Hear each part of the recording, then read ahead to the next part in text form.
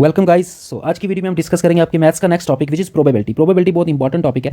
For example finance account assistant में तो ये आपको 2 मार्क्स देके जाएगा बिकॉज ये आपके मैथ्स के सिलेबस में भी है और स्टैटिक्स के सिलेबस में भी है।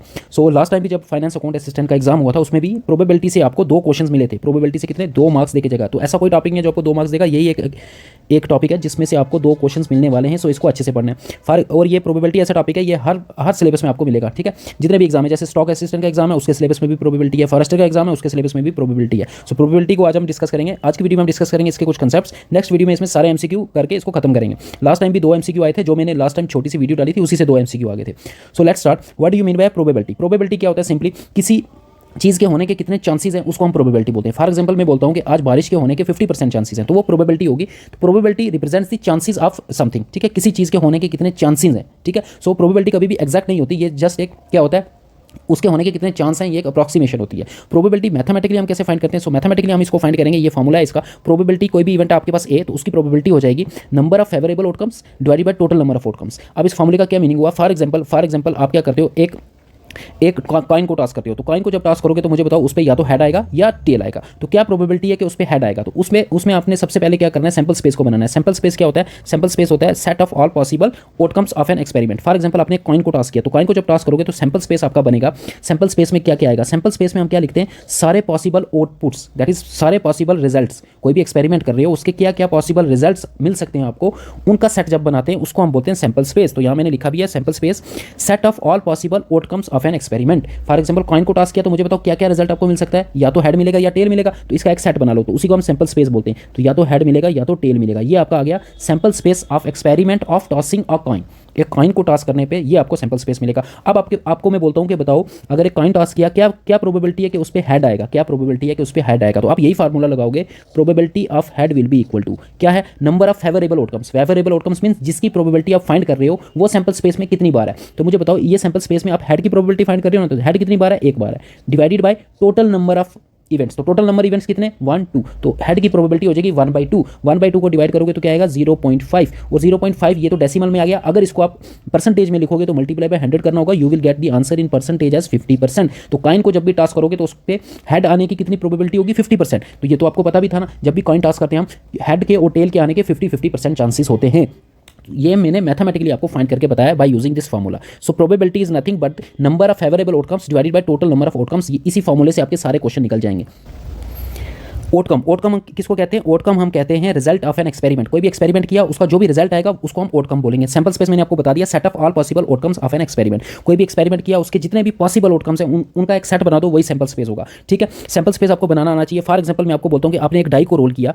डाई पता है ना क्या होता है, जिससे हम लूडो खेलते हैं। अगर आपने डाई को रोल किया तो सैंपल स्पेस क्या होगा? डाई पे आपको पता है क्या होता है, 1 से 6 तक डिजिट्स होते हैं और सभी इक्वली लाइकली होते हैं, मतलब सबकी प्रोबेबिलिटी इक्वल होती है। तो डाई का जब सैंपल स्पेस हम बनाएंगे, मुझे बताओ अगर डाई रोल करोगे तो क्या क्या पॉसिबल रिजल्ट्स आपको मिल सकते हैं? तो डाई पे या तो 1 आएगा या 2 आएगा या 3 आएगा या 4 आएगा या 5 आएगा या 6 आएगा। This is your sample space for the experiment of rolling a die. अगर एक डाई को रोल कर रहे हो तो ये आपका सैंपल स्पेस हो जाएगा।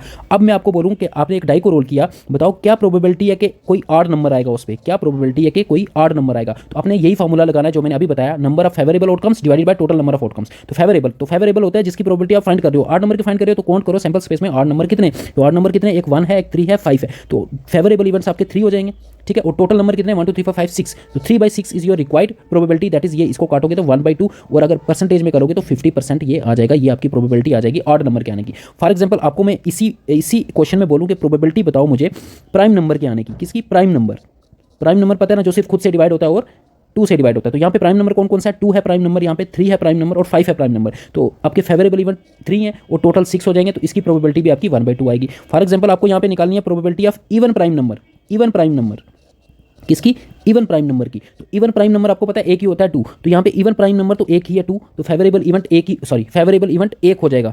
2 नहीं लिखना आपने, नंबर ऑफ इवेंट्स लिखने। ठीक है, तो फेवरेबल इवेंट एक ही आपके पास, तो 1 आ जाएगा और divided by total number of events 6 आ जाएगा। तो अगर आप डाई को रोल करते हो तो ऑड नंबर के आने की प्रोबेबिलिटी 1/2 हो जाएगी, प्राइम नंबर के आने की प्रोबेबिलिटी 1/2 हो जाएगी, इवन प्राइम नंबर के आने की प्रोबेबिलिटी 1/6 हो जाएगी। तो कुछ भी आपको वो पूछ सकता है, आपको सिर्फ सैंपल स्पेस बनाना आना चाहिए। अगर आपने सैंपल स्पेस बना लिया तो आपका आधा क्वेश्चन तो वहीं पे हो जाएगा।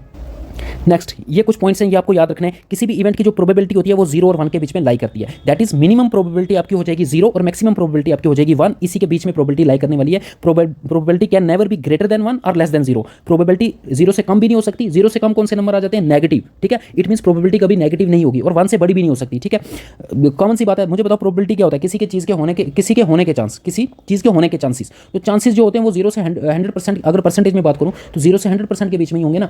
अगर किसी के होने के चांस बिल्कुल कुछ भी नहीं है तो 0 हो जाएगा। 0 से कम कभी हो ही नहीं होगा। और मैक्सिमम अगर वो इवेंट होना ही होना है, ठीक है, तो उसके मैक्सिमम चांसेस कितने होंगे? 100% होंगे। तो आपको प्रोबेबिलिटी की लिमिट याद रखनी है। Probability of any event lies between 0 and 1। ये फ्रैक्शन के बीच में आ गया, ये फ्रैक्शन में आ गया। अगर परसेंटेज में करोगे तो 0 से लेके 100% के बीच में होगा। ठीक है, फ्रैक्शन में भी रिप्रेजेंट कर सकते हैं प्रोबेबिलिटी को और परसेंटेज में भी, फ्रैक्शन में भी और परसेंटेज में। फॉर एग्जांपल अगर फ्रैक्शन में आपका आंसर आया 0.4 प्रोबेबिलिटी का, तो वो परसेंटेज में कितना हो जाएगा? इसको 100 से मल्टीप्लाई कर देना, तो परसेंटेज में वो हो जाएगा 40%। ठीक है, तो परसेंटेज में याद रखना है, परसेंटेज में लिमिट हो जाएगी 0 to 100% और फ्रैक्शन में प्रोबेबिलिटी 0 और 1 के बीच में लाई करती है। और 0 और 1 इंक्लूडेड है यहाँ पे, देखो लेस देन इक्वल टू है, लेस देन इक्वल टू साथ में है। ठीक है, सो 0 भी इंक्लूडेड है, 1 भी इंक्लूडेड है। नेक्स्ट, अगर किसी इवेंट की प्रोबेबिलिटी 0 हो जाए तो उस इवेंट को हम बोलते हैं इम्पॉसिबल इवेंट। ठीक है, अगर प्रोबेबिलिटी 0 होगी तो इट मींस वो कभी होगा ही नहीं, तभी तो उसकी प्रोबेबिलिटी 0 है। उसके होने के चांस अगर 0 है तो इसका मतलब वो इवेंट कभी होगा ही नहीं। तो अगर होगा ही नहीं तो ऐसे इवेंट को हम बोलते हैं इम्पॉसिबल इवेंट। ऐसे इवेंट को हम क्या बोलते हैं? Impossible event.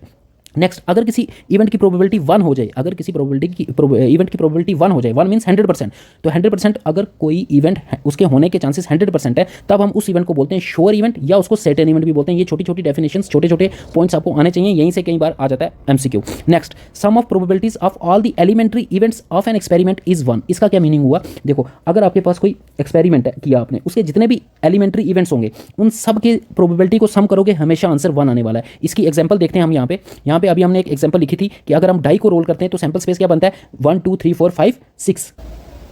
अब अगर मैं क्या करूं, इन सभी इवेंट्स की, इन एलिमेंट्री इवेंट्स की, मतलब एक एक इवेंट की अगर मैं प्रोबेबिलिटी निकालूं, मुझे बताओ क्या, अगर आप एक डाई को रोल करते हो तो क्या प्रोबेबिलिटी है कि उस पर 1 आएगा?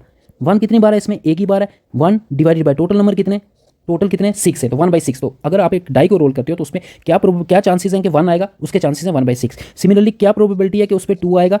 2 कितनी बार है यहाँ पे? 2 भी एक ही बार है, तो इसकी प्रोबेबिलिटी भी आएगी 1 अपॉन टोटल हो जाएगा 6। सिमिलरली प्रोबेबिलिटी ऑफ 3, क्या प्रोबेबिलिटी है कि डाई को रोल करने पे उस पर 3 आएगा? आपने देखना है फेवरेबल इवेंट्स। आप 3 की प्रोबेबिलिटी फाइंड करिए तो 3 यहाँ पे सैंपल स्पेस में कितनी बार है? एक ही बार है। और टोटल नंबर कितने हैं? 6, तो 1/6 आ जाएगी इसकी प्रोबेबिलिटी भी। सिमिलरली 4 की प्रोबेबिलिटी फाइंड करोगे वो भी 1/6 आने वाली है। 5 की प्रोबेबिलिटी फाइंड करोगे वो भी 1/6 आने वाली है। और अगर आप 6 की प्रोबेबिलिटी फाइंड करोगे वो भी 1/6 आने वाली है। हमने क्या किया? ईच एलिमेंट्री आउटकम का हमने प्रोबेबिलिटी निकाल दी। अब वो पॉइंट क्या कहता था कि sum of probabilities of all the elementary outcomes is equal to 1। तो इन सभी प्रोबेबिलिटीज को अगर सम करोगे तो आंसर 1 आएगा। इनको सम करके देख लो तो 1/6 प्लस 1/6 प्लस 1/6, ये कितनी बार ऐड हो रहा है? 6 टाइम्स ऐड हो रहा है। ठीक है, 1/6 प्लस 1/6। अब 6 कॉमन है तो 6 को कॉमन ले लेंगे, ऊपर 1 जो है 6 टाइम्स ऐड हो रहा है, तो 6 टाइम्स ऐड होगा तो वो 6 ही आएगा। 6/6 इज इक्वल टू 1। तो ये इसका मीनिंग आ जाएगा इस पॉइंट का।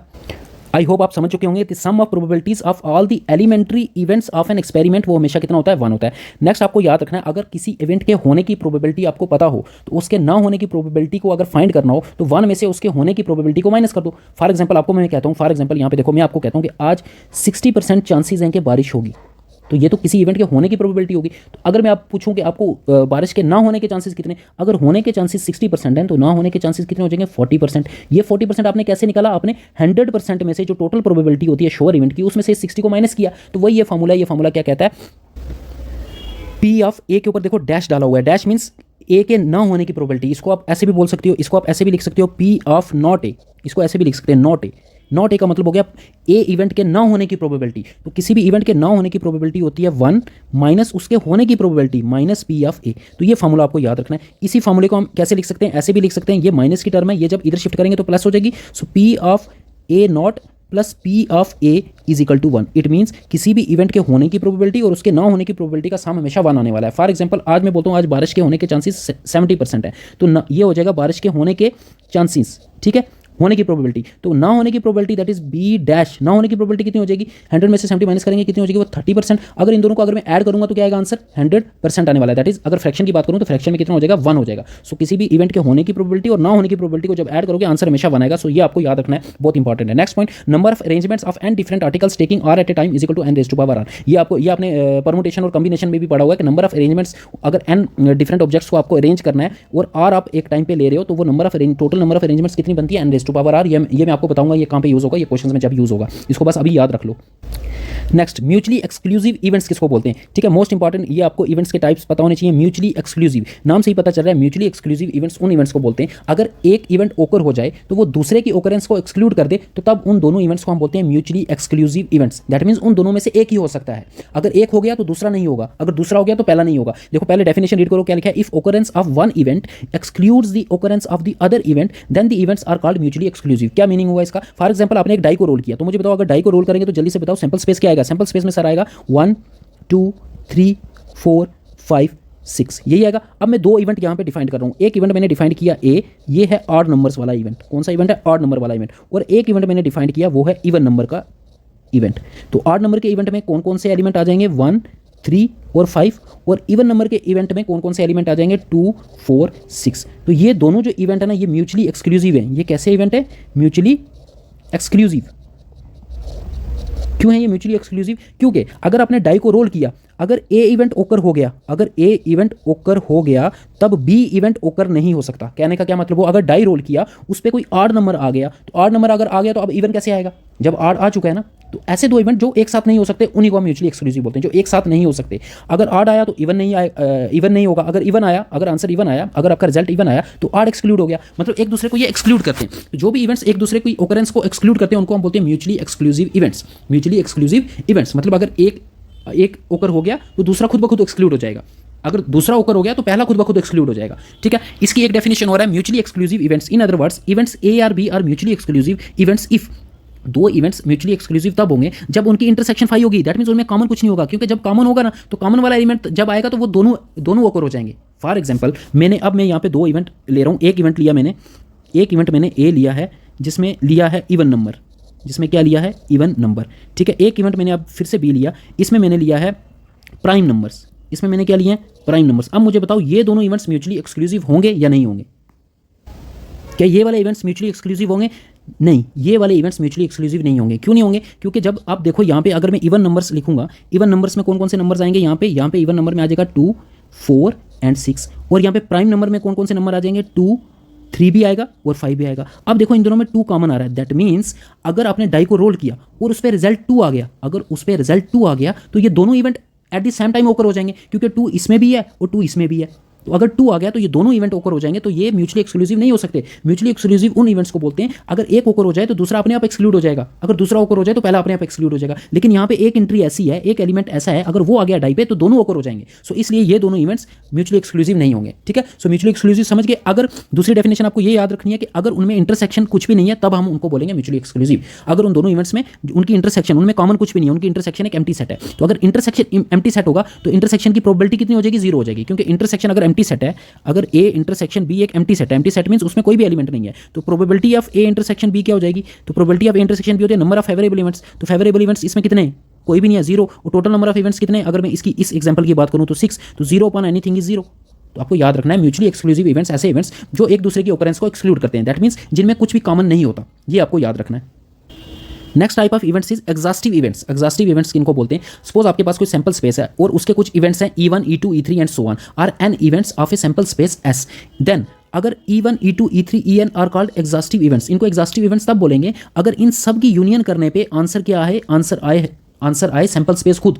अगर उन इवेंट्स की यूनियन करने पे आंसर क्या आ जाए? आंसर सैंपल स्पेस खुद आ जाए, तब ऐसे इवेंट्स को बोलते हैं हम एग्जॉस्टिव इवेंट्स। फॉर एग्जांपल फिर से हम एग्जांपल लेते हैं, वही सैंपल स्पेस लेते हैं। कौन सा? अगर आपने एक डाई को रोल किया, तो अगर आपने एक डाई को रोल किया, मुझे बताओ सैंपल स्पेस क्या बनेगा? 1 2 3 4 5 6। अब इसमें मैं दो इवेंट्स ले रहा हूँ। एक इवेंट लिया मैंने E1, वो लिया ऑड नंबर्स का, ठीक है, और एक इवेंट लिया मैंने E2, वो लिया मैंने इवन नंबर्स का। अब मुझे बताओ ये दोनों एग्जॉस्टिव इवेंट्स होंगे नहीं होंगे? ये दोनों एग्जॉस्टिव तब होंगे जब मैं E1 की यूनियन करूंगा E2 के साथ और आंसर मेरे पास S आएगा। E1 में कौन कौन से एलिमेंट आएंगे? क्योंकि ये ऑड नंबर है तो इसमें आएगा 1 3 5, ये इवन नंबर है तो इसमें आएगा 2 4, इसे सैंपल स्पेस से उठाने 2 4 और 6। तो इन दोनों की जब मैं यूनियन करूंगा, आप ध्यान से देखो 1 2 3 4 5 6, ये 6 के 6 आ जाएंगे। दैट मीन्स इन दोनों की जब मैंने यूनियन की तो आंसर S ही आया। So these two events are known as exhaustive events. So next is equally likely events. Equally likely events किनको बोलते हैं? ऐसे इवेंट्स जिनकी होने की प्रोबेबिलिटी इक्वल हो तो उनको हम इक्वली लाइकली इवेंट्स बोलते हैं। Events are said to be equally likely if they have equal probability of occurrence. For example आपने फिर से वही एग्जांपल ले लो, हमने क्या किया? एक डाई को रोल किया। डाई को रोल किया तो सैंपल स्पेस क्या बनेगा? 1 2 3 4 5 6 है ना। अब मुझे बताओ अगर मैं यहाँ पे 1 के होने की प्रोबेबिलिटी फाइंड करूंगा तो अभी हमने फाइंड भी की थी, तो वो क्या आएगी, वो 1/6 आएगी। 2 की प्रोबेबिलिटी, 2 के होने की प्रोबेबिलिटी कितनी होगी, वो भी 1/6 आएगी। 3 के होने की प्रोबेबिलिटी भी 1/6 आएगी। इन सभी की प्रोबेबिलिटीज 1/6 आने वाली है ना। तो इट मीन सबकी प्रोबेबिलिटी सेम आ रही है। तो इस केस में हम बोलेंगे ये सारे जो आउटकम्स हैं ये कैसे हैं, ये सारे जो इवेंट्स हैं ये कैसे हैं, ये इक्वली लाइकली इवेंट्स हैं, ये इक्वली लाइकली इवेंट्स हैं। तो कोई इवेंट इक्वली लाइकली हो भी सकता है और नहीं भी हो सकता है। फॉर एग्जाम्पल मैंने एक इवेंट को डिफाइंड किया ए एक इवेंट है ऑफ ऑड नंबर्स और बी एक इवेंट है आपका इवन प्राइम नंबर। मुझे बताओ क्या ये इक्वली लाइकली होंगे ये दोनों इवेंट इक्वली लाइकली नहीं होंगे, बिकॉज इनके होने की प्रोबेबिलिटी डिफरेंट है। फाइंड कर लो, पी ऑफ ए भी फाइंड करो और पी ऑफ बी भी फाइंड करो। पहले बताओ ए में कौन कौन से एलिमेंट आएंगे, ऑड नंबर्स इस सैंपल स्पेस में कौन कौन सा है, 1 है, 3 है एंड 5 है। और इवन प्राइम नंबर कौन है, इवन प्राइम नंबर एक ही है, 2। तो अगर मैं अब पी ऑफ ए फाइंड करूं, प्रोबेबिलिटी ऑफ इवेंट ए, तो इवेंट ए में कितने एलिमेंट्स हैं, 3, और टोटल एलिमेंट्स कितने, 6, तो 3/6 हो जाएगी इसकी प्रोबेबिलिटी। सिमिलरली प्रोबेबिलिटी ऑफ में बी निकालूं तो बी में कितने एलिमेंट है, 2, और टोटल कितने, 6, सॉरी बी में कितने एलिमेंट है, बी में एक ही एलिमेंट है जो कि 2 है, तो हमें नंबर ऑफ एलिमेंट्स लिखना है। बी में एक ही एलिमेंट है और टोटल नंबर ऑफ 6, तो दोनों की प्रोबेबिलिटी डिफरेंट आ रही है ना। सो ये दोनों इवेंट्स जो हैं ये इक्वली लाइकली नहीं होंगे। सो समझ गए इक्वली लाइकली इवेंट्स कौन से होंगे, जिनकी होने की प्रोबेबिलिटी इक्वल होगी उनको हम बोलते हैं इक्वली लाइकली इवेंट्स। अब आपको ये फॉर्मूला याद रखना है प्रोबेबिलिटी का, यही सेम फॉर्मूला आपने सेट्स में भी पढ़ा था, ठीक है। तो यही फॉर्मूला एप्लीकेबल है हियर इन प्रोबेबिलिटी आल्सो। अगर आपको ए यूनियन बी की प्रोबेबिलिटी फाइंड करनी है, that will be equal to probability of A plus probability of B minus probability of A intersection B. लेकिन इस फॉर्मूले में एक बात आपको नोट करके रखनी है, note if A and B, अगर ए और बी जो इवेंट्स हैं वो म्यूचुअली एक्सक्लूसिव इवेंट्स हैं, अगर ये म्यूचुअली एक्सक्लूसिव इवेंट्स हैं तो म्यूचुअली एक्सक्लूसिव इवेंट्स की डेफिनेशन अभी पढ़ी, देन ए इंटरसेक्शन भी 5 हो जाएगा, क्योंकि ये म्यूचुअली एक्सक्लूसिव इवेंट्स की डेफिनेशन है। वो म्यूचुअली एक्सक्लूसिव इवेंट्स ऐसे होते हैं जिनमें इंटरसेक्शन 5 होती है और उनकी इंटरसेक्शन की प्रोबेबिलिटी 0 होती है। तो उस केस में यही फॉर्मूला क्या बन जाएगा, ये बन जाएगा, क्योंकि ये इसकी वैल्यू 0 हो जाएगी। पी ऑफ ए इंटरसेक्शन भी 0 हो जाएगा। So P of A union B किसके इक्वल हो जाएगा, P of A plus P of B. तो ये भी याद रखना, अगर म्यूचुअली एक्सक्लूसिव हुए फिर तो डायरेक्ट ये फॉर्मूला लगाना, इंटरसेक्शन 0 हो जाएगी। अगर म्यूचुअली एक्सक्लूसिव नहीं हुए, जनरल केस हुआ, तो फिर ये फॉर्मूला लगाना है। नेक्स्ट एक फॉर्मूला है, अगर ए और बी आपके इंडिपेंडेंट इवेंट्स हुए, तो अगर ए और बी इंडिपेंडेंट इवेंट्स हुए तो उस केस में जो P of A intersection B होता है वो सिंपली होता है P of A into P of B. इस फॉर्मूले को एज इट इज आपने मेमोराइज करना है। बट ये याद रखना, अगर दोनों इवेंट कैसे होंगे, इंडिपेंडेंट इवेंट्स वही होते हैं कि अगर एक की ओकरेंस से दूसरे की ओकरेंस पे कोई फर्क नहीं पड़ेगा, ठीक है। नेक्स्ट कंडीशनल प्रोबेबिलिटी, ठीक है। ये आपको इस पे मुझे नहीं लगता क्वेश्चन आएगा, लेकिन फिर भी इसका फॉर्मूला याद रख लो। कंडीशनल प्रोबेबिलिटी क्या होता है कि जब आपके पास एक एक्स्ट्रा कंडीशन हो, कंडीशनल प्रोबेबिलिटी होता है probability of an event A, और इसको लिखते हैं डिवाइडेड बाय बी। बी क्यों लिखा, इसको हम कैसे रीड करते हैं, probability of event A when B has already occur. एक इवेंट है ए, एक इवेंट है बी, अपन को प्रोबेबिलिटी निकालनी है ए की, और गिवन आपको क्वेश्चन में ये दिया होगा कि बी एक और इवेंट है जो कि हो चुका है, तो इसको बोलते हैं हम कंडीशनल प्रोबेबिलिटी। और इसका फॉर्मूला क्या होता है, it is equal to P of A intersection B, और डिनोमिनेटर में आपको प्रोबेबिलिटी लिखनी है जो यहाँ पे होगा, जो ओकर हो चुका है, पी ऑफ बी, ठीक है। तो ये फॉर्मूला आपको याद रखना है। सिमिलरली अगर इसी फॉर्मूले को मैं रीअरेंज करके लिखूँ, इसी फॉर्मूले को अगर आपको P of B upon A find करना हो, पी ऑफ अपॉन बी, तो इसका मीनिंग हो जाएगा probability of event A when A has already occur, event A has already occur, this will be equal to probability of A intersection B लिखो या B intersection A लिखो, एक ही बात है। डिवाइडेड बाय में क्या आएगा, प्रोबेबिलिटी जो यहाँ पे डिनोमिनेटर में होगा, प्रोबेबिलिटी ऑफ ए। तो इसका सिर्फ कंडीशनल प्रोबेबिलिटी का सिर्फ आपको फॉर्मूला याद रखना, इसमें मुझे नहीं लगता क्वेश्चन आएगा।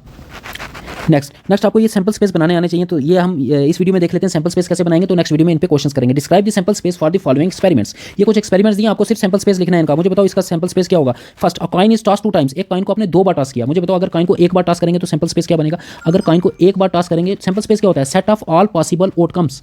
तो अगर एक बार कॉइन को टॉस करोगे तो या तो उस पर हेड आएगा या तो उस पर टेल आएगा, तो ये सैंपल स्पेस हो जाएगा। अगर 2 बार करोगे तो क्या सैंपल स्पेस बनेगा। अगर 2 बार टॉस करोगे कॉइन को तो हो सकता है पहले पे भी हेड आए, दूसरे पे भी हेड आए। ये भी हो सकता है कि पहले पे हेड आए, दूसरे पे टेल आए। ये भी हो सकता है कि पहले पे टेल आए, दूसरे पे हेड आए, और ये भी हो सकता है कि दोनों पे टेल आए। ये आपका बन गया required sample space. Similarly a coin is toss 3 times, अगर कॉइन को 3 बार आपने टॉस किया तो सैंपल स्पेस क्या बनेगा। 3 बार टॉस करोगे तो देखो क्या बनेगा, हो सकता है कि तीनों में हेड आ जाए, हो सकता है कि पहले 2 में हेड आए और तीसरे में टेल आए। अब टेल को एक स्टेप पीछे लाओ तो हेड टेल हेड भी लिख सकते हैं, टेल को एक स्टेप और पीछे लाओ, टेल हेड हेड भी लिख सकते हैं। अब क्या करो आप, 2 टेल और 1 हेड वाले लिखो, 2 टेल और 1 हेड, ये भी हो सकता है। हेड को बीच में लाओ, टेल हेड टेल, हेड को पीछे लाओ, हेड टेल टेल, और लास्ट वाला आपका आएगा tail tail tail. Total 8 elements आपके बन जाएंगे, ठीक है। तो ये सैंपल स्पेस बनाने आपको आने चाहिए। अगर कॉइन को एक बार टास्क करो, 2 बार टास्क करो, 3 बार टास्क करो, 4 बार टास्क करोगे तो 16 एलिमेंट्स आएंगे किसमें, सैंपल स्पेस में। वो बना के आप खुद चेक करना। Next, a die is thrown 2 times, अगर डाई को एक बार थ्रो करोगे तो क्या सैंपल स्पेस बनेगा, या तो उस पर 1 आएगा या 2 आएगा या 3 आएगा या 4 आएगा या 5 आएगा या 6 आएगा। बट यहाँ पे 2 बार आपको उसको रोल करना है। तो अगर डाई को 2 बार रोल करोगे तो सैंपल स्पेस क्या बनेगा, देखो 2 बार रोल करोगे तो 2 बार अगर रोल करोगे तो हो सकता है पहली डाई पे 1 आए, दूसरी पे भी 1 आए। ये भी हो सकता है कि पहली डाई पे 1 आए, दूसरी पे 2 आए। ये भी हो सकता है कि पहली डाई पे 1 आए और दूसरी पे 3 आए। Similarly 1 4, similarly 1 5 and so on to 1 6। अब ये भी हो सकता है कि 1 6। अब ये भी हो सकता है कि पहली डाई पे 1 आए 2 आए, तो ये भी हो सकता है कि पहली डाई पे 2 आए फिर 1 फिर 2 2 एंड सो ऑन टू ये कहाँ तक आएगा 2 6 तक। सिमिलरली यहाँ पे 3 1, तो ऐसे कितने इवेंट्स बनने वाले हैं 36 इवेंट्स आपके बनेंगे। यहाँ पे आएगा 3 6, तो इसको बना के देखना ये 36 टोटल एलिमेंट्स बनेंगे। ठीक है, हो सकता है पहली डाई पे 4 आए 1 एंड सो ऑन टू 4 6 तक, नेक्स्ट 5 1 सो ऑन टू 5 6, फिर यहाँ पे आएगा 6 1 और यहाँ पे आएगा 6 6 आपका लास्ट एलिमेंट होगा। Total number of elements is 36। तो ये पूरा आपने खुद बनाना है। Next, a coin is tossed and a die is thrown. पहले आपने कॉइन टॉस करना है, फिर उसी के साथ एक डाई भी थ्रो करनी है। तो क्या सैंपल स्पेस बनेगा, S will be equal to, देखो अगर कॉइन टॉस किया तो हो सकता है उसके उस पर हेड आए, तो फिर साथ साथ आपने डाई भी रोल की, तो डाई पे क्या आ सकता है, डाई पे 1 आ सकता है, फिर हेड डाई पे 2 भी आ सकता है, हेड के साथ डाई पे 3 भी आ सकता है, हेड के साथ डाई पे 4 भी आ सकता है, हेड के साथ डाई पे 5 भी आ सकता है, और हेड के साथ डाई पे 6 भी आ सकता है। अब हो सकता है कि जो कॉइन टॉस किया उस पर टेल भी तो आ सकता है, तो टेल आया जब तो तब भी हमने डाई को रोल किया, तो डाई पे तो 1 2 3 4 5 6 कोई भी आ सकता है, तो 6 एलिमेंट्स बनेंगे आपके। टेल के साथ 1 भी हो सकता है, टेल के साथ 2 भी, टेल के साथ 3 भी, टेल के साथ 4 भी, टेल के साथ 5 भी और टेल के साथ 6 भी। ये आपका सैंपल स्पेस बन जाएगा। नेक्स्ट सैंपल स्पेस क्या आपका, a coin is tossed and then a die is rolled only in case a head is shown on the coin। क्या कह रहा है, कॉइन टॉस किया फिर डाई रोल करना है, अगर जो कॉइन पे हेड आएगा, तो अगर कॉइन पे टेल आएगा तो कुछ नहीं करना है, अगर हेड आएगा तो फिर डाई रोल करनी है। तो सैंपल स्पेस क्या बनेगा, देखो सपोज करते हैं कि डाई हमने कॉइन को टॉस किया और उस पर हेड ही आया, पहले हेड आया, तो हेड आया तो फिर आपने क्या करना है, डाई को रोल करना है। तो हेड के साथ डाई पे 1 भी हो सकता है, हेड के साथ डाई पे 2 भी हो सकता है, हेड के साथ डाई पे 3 भी हो सकता है, हेड के साथ डाई पे 4 भी हो सकता है, 5 भी और 6 भी।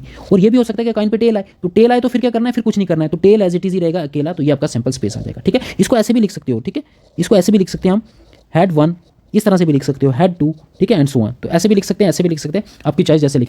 नेक्स्ट देखो, इसका आपको सैंपल स्पेस बनाना है। 2 boys and 2 girls are in room X. ये सैंपल स्पेस की प्रैक्टिस इसलिए करा रहा हूँ कि प्रोबेबिलिटी में सबसे इंपॉर्टेंट है ही सैंपल स्पेस है। सैंपल स्पेस बना लिया तो समझ लो आपको, आप कोई भी प्रोबेबिलिटी पूछेगा, जब क्वेश्चन करेंगे तब आपको पता चलेगा। कोई भी प्रोबेबिलिटी पूछेगा, आपने क्या करना, उस जिस इवेंट की प्रोबेबिलिटी पूछ रहा है उसके आपको फेवरेबल आउटकम्स देखने सैंपल स्पेस में और डिवाइड कर देना टोटल से, तो आपकी प्रोबेबिलिटी आ जाएगी।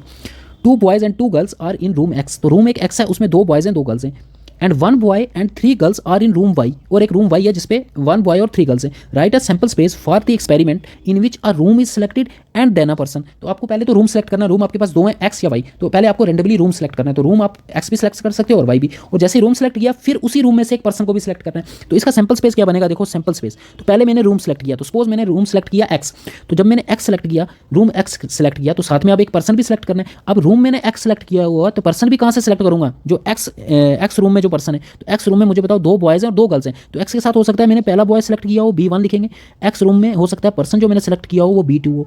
एक्स रूम से ये भी हो सकता है पर्सन जो मैंने सेलेक्ट किया हो वो पहली लड़की हो G1, और एक्स रूम से ये भी हो सकता है पर्सन जो मैंने सेलेक्ट किया वो G2 हो। समझ के बाद पहले रूम सेलेक्ट किया मैंने, सपोज रूम सेलेक्ट किया एक्स, तो अब एक पर्सन सेलेक्ट करना है। तो मेरे पास चॉइसेस कितनी है, 4 चॉइसेस हैं, 2 बॉयज और 2 गर्ल्स, तो इनमें से कोई भी सिलेक्ट हो सकता है। तो मुझे सारे पॉसिबल, सैंपल स्पेस क्या होता है उसमें सारे पॉसिबल आउटकम्स लिखते हैं हम, जितने भी पॉसिबल हो सकते हैं। हो सकता है मैंने रूम एक्स लिया तो हो सकता है पहला बॉय सेलेक्ट किया हो सकता है दूसरा बॉय सेलेक्ट किया हो साथ में, हो सकता है पहली गर्ल, हो सकता है दूसरी गर्ल। अब आ जाओ, हो सकता है रूम मैंने वाई सेलेक्ट किया हो, तो वाई जब सेलेक्ट करेंगे रूम, तो एक पर्सन सेलेक्ट करना है, तो वाई में एक बॉय है तो इसको लिखेंगे B3, ठीक है। और वाई में हो सकता है मैं गर्ल सेलेक्ट करूँगा, 3 गर्ल्स हैं यहाँ पे, तो गर्ल्स देखो G1 G2 हमने ये नोटेशन यूज़ कर दिया, तो G3 से स्टार्ट करो, हो सकता है G3 G4 और G5, क्योंकि 3 गर्ल्स हैं यहाँ पे G5। तो ये आपका सैंपल स्पेस आ जाएगा इसके साथ। ठीक है, नेक्स्ट देखो 7, 1 red die 1 white die and 1 blue die are placed in a bag. एक बैग है, उसमें आपने एक रेड डाई रखी है, एक वाइट डाई रखी है और एक ब्लू डाई रखी है। 1 die is selected randomly and roll. तो पहले तो आपने एक डाई को रेंडमली सेलेक्ट करना है, फिर उसको रोल करना है। सो क्या सैंपल स्पेस बनेगा बताओ मुझे। 3 डाइज है, तो सपोज मैंने पहले चूज़ किया तो रेड डाई आई, तो रेड डाई को फिर रोल भी करना है, तो रोल करेंगे तो क्या आएगा, या तो 1 आएगा या 2, 1 से लेकर 6 तक सारे पॉसिबल आएंगे। तो रेड के साथ 1, फिर 2, 3, 4, 5 एंड 6। और ये भी तो हो सकता है कि आपने रेड डाई नहीं वाइट डाई चूज़ की हो, तो वाइट डाई चूज़ करेंगे तो पॉसिबल आउटकम क्या बनेंगे, वाइट, फिर उसको रोल भी करना है। रोल करेंगे तो 1 भी आ सकता है वाइट के साथ, आंसर 2 भी आ सकता है, 3 भी आ सकता है, 4 भी आ सकता है, 5 भी आ सकता है और 6 भी आ सकता है। और ये भी हो सकता है डाई जो आपने सेलेक्ट की वो ब्लू हो, तो ब्लू को फिर रोल भी करना है। रोल करेंगे तो 1 भी हो सकता है ब्लू के साथ, 2 भी हो सकता है, 3 भी हो सकता है। सारे पॉसिबल आउटकम्स लिखने होते हैं सैंपल स्पेस में, ठीक है ना। तो इसके अलावा कोई भी पॉसिबल नहीं होगा। ये जो लिखे ना इसके अलावा बताओ कोई पॉसिबल होगा। देखो पहले तो अपने डाई रोल करना है, तो डाई या तो रेड होगी या वाइट होगी या ब्लू होगी, यही 3 केसेस बनते हैं। फिर डाई को रोल भी करना है, तो अगर रेड होगी तो मैंने रोल किया तो 6 आगे फर्दर केसेस बन जाएंगे, red 1, red 2, red 3, red 4, red 5, red 6। White होगी तो वाइट को जब रोल करूंगा तो 6 फर्दर केसेस बन जाएंगी। ब्लू होगी तो ब्लू को रोल करूंगा तो फर्दर 6 केसेस बन जाएंगे। Next, A box contains 1 red and 3 white balls. 2 balls are drawn at random in succession without replacement. तो आपके पास एक बैग है, उसमें एक रेड बाल है और 3 व्हाइट बाल्स हैं और 2 बाल आपको चूज करने हैं। तो क्या सैंपल स्पेस होगा, तो 2 बाल किस तरह से चूज कर सकते हो सकता है एक रेड बाल हो एक व्हाइट बाल हो, 2 ही बाल चूज करने ना हो। एक ये पॉसिबल आउटकम है, एक रेड हो एक व्हाइट हो। एक पॉसिबल आउटकम ये है कि पहला वाइट हो और दूसरा रेड हो, ठीक है। और एक ये पॉसिबल है कि दोनों वाइट हो। अब दोनों रेड तो हो नहीं सकते बिकॉज रेड बैग में एक ही है। अगर रेड ज़्यादा होते तो फिर आर भी आता, तो यही आपका सैंपल स्पेस बनेगा। अगर आप 2 बॉल सेलेक्ट कर रहे हो from 3 white and 1 red balls, तो पॉसिबल जो कॉम्बिनेशंस बनते हैं वो तो यही बनते हैं ना। हो सकता है या तो पहला रेड हो दूसरा वाइट हो, या हो सकता है पहला वाइट हो दूसरा रेड हो, या हो सकता है दोनों वाइट हो। सो ये आपका पॉसिबल सैंपल स्पेस बन जाएगा। नेक्स्ट लास्ट देखो, इसका सैंपल स्पेस आप खुद बनाओ। An experiment consist of it tossing a coin. आपको एक कॉइन टॉस करना है, तो कॉइन टॉस करेंगे या तो हेड आएगा या टेल आएगा, and then throwing it a second time. फिर उसको सेकंड टाइम थ्रो करना है कॉइन को ही। इफ हेड ओकर्स, तो आपने एक कॉइन को टॉस किया, अगर उस पर हेड आया तो उसको वापस आपने क्या करना है, टॉस करना है। और अगर टेल आया तो फिर क्या करना है, if tail occurs on the first toss then a die is roll, तब आपने डाई रोल करनी है। तो बिल्कुल सिंपल है। सैंपल स्पेस क्या बनेगा, देखो क्या कह रहा है वो, आपने एक कॉइन को टॉस किया, तो कॉइन पे अगर कह रहा है अगर हेड आया, तो सपोज कर लेते हैं हेड ही आया। हेड आया तो फिर क्या करना है, वापस कॉइन को सेकंड टाइम रोल करना है। तो अगर हेड आया तो वापस कॉइन को जब रोल करेंगे तो दूसरे कॉइन पे हो सकता है हेड आए, और ये भी हो सकता है कि जो दूसरा कॉइन है उस पर टेल आए। अब लेट करते हैं कि जो फर्स्ट कॉइन हमने रोल किया था उस पर टेल आया, उस पर क्या आया, टेल आया, तो टेल लिख दिया मैंने। तो टेल के आने पे क्या करना था, टेल के आने पे आपको डाई को रोल करना था। तो डाई को रोल करेंगे तो 6 कॉम्बिनेशन बनेंगे, 1 2 3 4 5 6। तो tail 1, tail 2, tail 3, tail 4, tail 5 and tail 6। तो ये आपका पॉसिबल क्या हो जाएगा, सैंपल स्पेस। तो सैंपल स्पेस अगर बनाना आपको आ गया तो प्रोबेबिलिटी के जो नेक्स्ट वीडियो में हम एमसीक्यू करेंगे वो आपके चुटकियों में हो जाएंगे, ठीक है। जितने भी तरह के एमसीक्यू बनेंगे वो नेक्स्ट वीडियो में डिस्कस करेंगे। सो अगर आपने चैनल को सब्सक्राइब ही नहीं किया है तो प्लीज़ चैनल को सब्सक्राइब करें, और टेलीग्राम चैनल को ज्वाइन कर लेना। उसका ग्रुप आपको, उसका लिंक मिल जाएगा आपको नीचे डिस्क्रिप्शन बॉक्स में, ठीक है। सो स्टॉक असिस्टेंट का भी जो वीडियोज़ हैं वो अपलोडेड है, सारी प्लेलिस्ट बनी हुई है, वहाँ जाकर आप देख सकते हो। 1 2 टॉपिक बचते हैं वो भी जल्दी मैं अपलोड कर दूंगा। Thanks for watching.